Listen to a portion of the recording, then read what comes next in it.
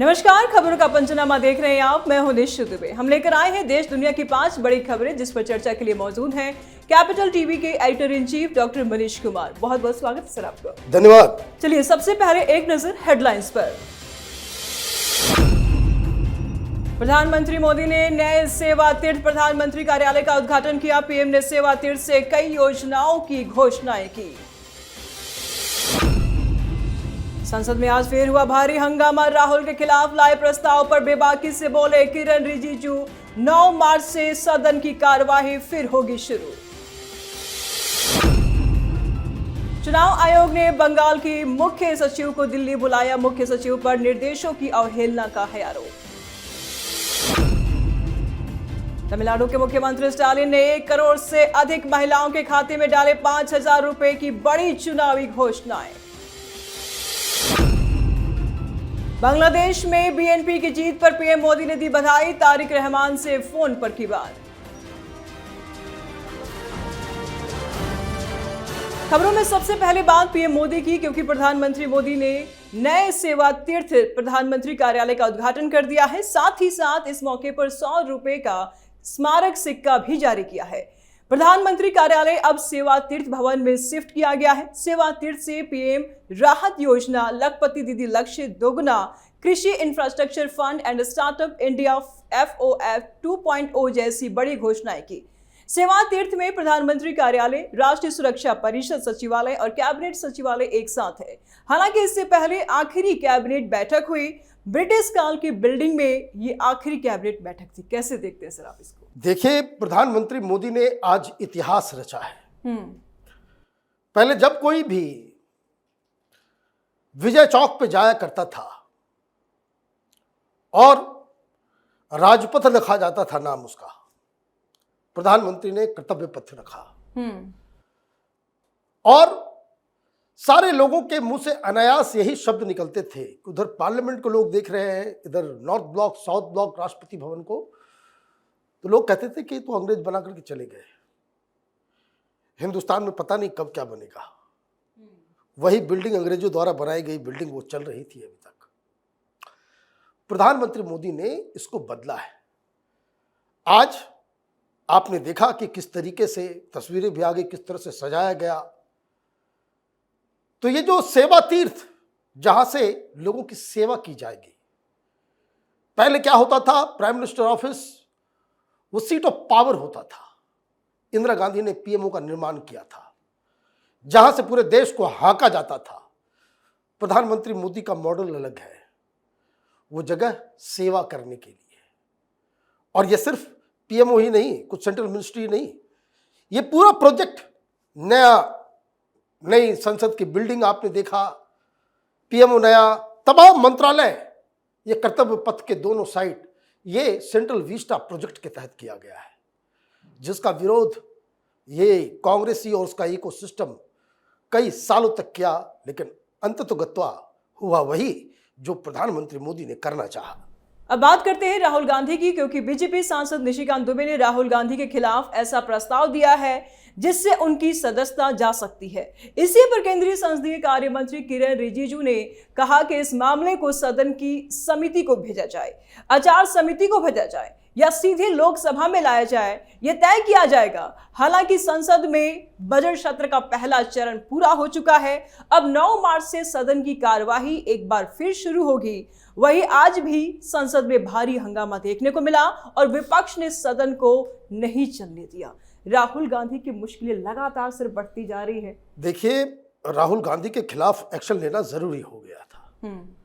जिस तरीके से उन्होंने इस पूरे बजट सेशन के दौरान देश का, तमाम सांसदों का, मीडिया का समय बर्बाद किया, पैसा बर्बाद किया, और आपके पास कोई मुद्दा नहीं था, और आपने धक्का मुक्की, गाली गलौज, पता नहीं क्या क्या नहीं आपने किया।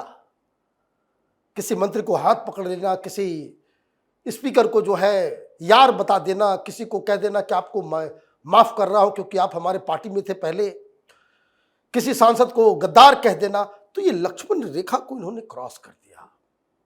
It is high time the government must act. और इसलिए जो निशिकांत दुबे एक मोशन लेकर के आ रहे हैं, उसके तहत अगले जब ये फिर से सेशन स्टार्ट होगा उस पर सुनवाई होगी और वोटिंग के दौरान ये पास हो जाता है तो बहुत बड़ी समस्या में राहुल गांधी फंस जाएंगे। अब बात बंगाल की करते हैं। चुनाव आयोग ने बंगाल के मुख्य सचिव को दिल्ली बुलाया। मुख्य सचिवों पर निर्देशों की अवहेलना का आरोप है। पश्चिम बंगाल सरकार और एसआईआर को लेकर निर्वाचन आयोग के बीच जो विवाद है उसको लेकर मुख्य सचिव को तलब किया गया। नंदिनी चक्रवर्ती ने राज्य की मुख्य सचिव के रूप में जनवरी में पदभार संभाला था। हालांकि दिल्ली बुलावे के बाद नंदिनी चक्रवर्ती दिल्ली पहुंच चुकी है। मुश्किलें लगातार बढ़ती हुई नजर आ रही हैं। देखिए, ये मसला बहुत ही जटिल है।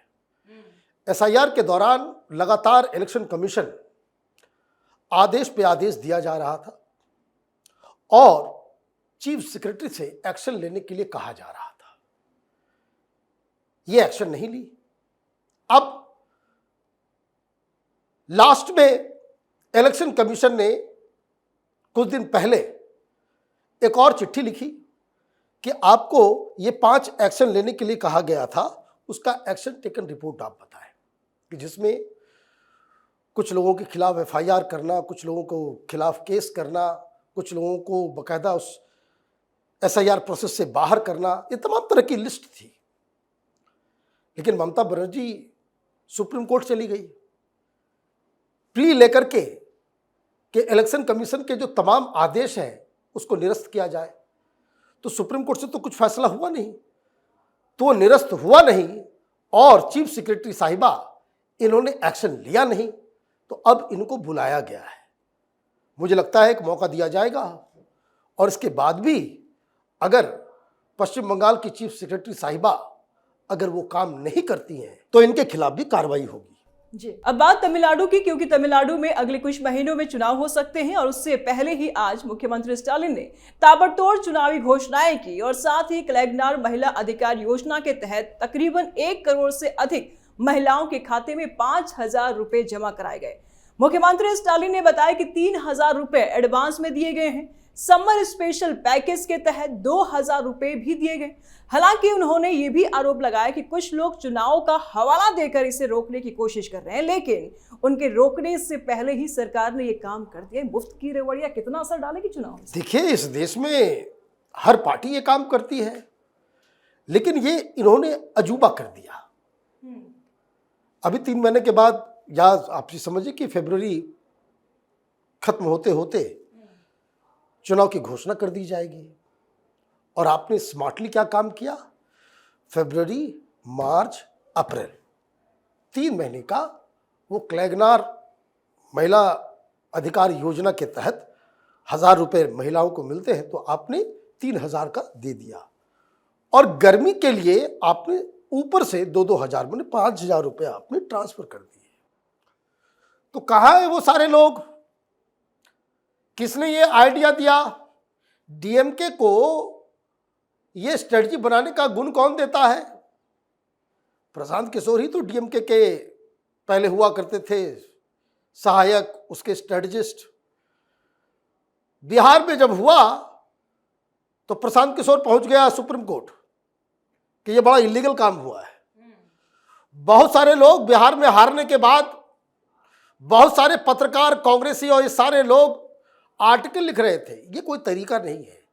तो जो लोग उसका विरोध कर रहे थे, तो अभी तमिलनाडु में हुआ है, उसका भी विरोध उनको करना चाहिए। हालांकि कानूनन उसने कोई गलती नहीं की है, लेकिन सुप्रीम कोर्ट को, इलेक्शन कमीशन को ये एक बार फाइनल फैसला लेना होगा।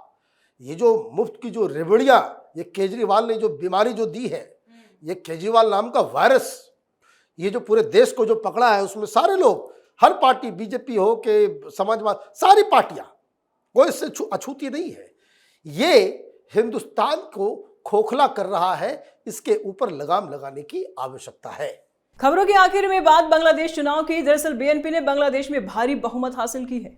बांग्लादेश में 2024 के बड़े हिंसा के बाद 12 फरवरी को चुनाव कराए गए थे, जिसमें तारिक रहमान ने जीत हासिल की। बीएनपी को 297 सीटों में से 209 सीटों पर जीत हासिल हुई है, जिसके बाद पीएम मोदी ने भी उन्हें जीत की बधाई दी है। पीएम मोदी ने बीएनपी के नेता तारिक रहमान से फोन पर बातचीत की, जिसकी जानकारी पीएम मोदी ने सोशल मीडिया एक्स के जरिए भी दी। भारत के लिहाज से ये जीत को आप कैसे देखते हैं? देखिए, ये जो बवाल मचा था, शेख हसीना को हटाया गया था, उसके बाद से ये लग रहा था कि वहाँ पे पाकिस्तान का जो इन्फ्लुएंस, जिस तरीके से जमात वाले सड़कों पे नंगा नाच कर रहे थे, हिंदुओं का कत्ल कर रहे थे, उनकी हार हो गई। ये जो लोग आंदोलनजीवी थे, उनको बंगाल की जनता ने, बांग्लादेश की जनता ने रिजेक्ट कर दिया। इसका मतलब ये हुआ कि वो जो तमाम लोग जो उसे बड़ा बड़ा आंदोलन कह रहे थे, एक नई आजादी बता रहे थे, वो सब झूठे साबित हो गए। बांग्लादेश के लोगों ने ही उन्हें रिजेक्ट कर दिया। और भारत के लिए अच्छी बात यह है कि भाई बीएनपी की सरकार पहले भी रही, बीएनपी और अवामी लीग यही दोनों की सरकार रही, और जब दोनों की ही सरकार रहती तो भारत के साथ एक वर्किंग रिलेशन उनका रहता है। अवामी लीग के साथ थोड़ी घनिष्ठता ज़्यादा होती है, लेकिन बीएनपी के साथ भी हमारे साथ जो है वर्किंग रिलेशन तो ठीक ठाक रहते हैं। तो ये समझिए कि कहाँ एक आतताई आतंकी जिहादियों की सरकार वहाँ बनने वाली थी, उस जगह पे एक नॉर्मल रेगुलर पॉलिटिकल पार्टी की सरकार बनी है। ये भारत के लिए खुशखबरी है। बहुत बहुत शुक्रिया सर तमाम जानकारियों के लिए। धन्यवाद। तो खबरों का पंचनामा में आज के लिए फिलहाल इतना ही। देश विदेश की बाकी खबरों और उनके सटीक एनालिसिस के लिए देखते रहिए कैपिटल टीवी। हमें लाइक कीजिए, शेयर कीजिए और कैपिटल टीवी को सब्सक्राइब कीजिए। नमस्कार।